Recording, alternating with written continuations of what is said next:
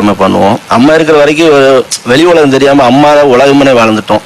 அம்மா இறந்தோடனே ஒண்ணுமே தெரியல சார். எங்களுக்கு தனியா தான் சார் இருந்தோம்.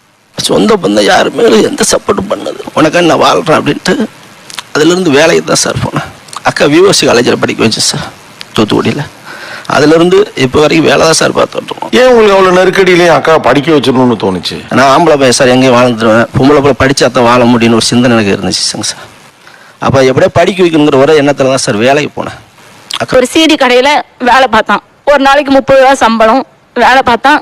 என்னை கொண்டு போய் காலேஜில் விடுவான், கூட்டிகிட்டு வருவான். பஸ்ஸில் தான் போவோம். தூத்துக்குடிக்கு விஓசியில் தான் படித்தேன். அப்புறம் பாதியில் வெளிநாடுக்கு ட்ரை பண்ணி வெளிநாடு போயிட்டான். நான் ஹாஸ்டலில் தூத்துக்குடியில் கவர்மெண்ட் ஹாஸ்டல்லே இருந்து படித்தேன்.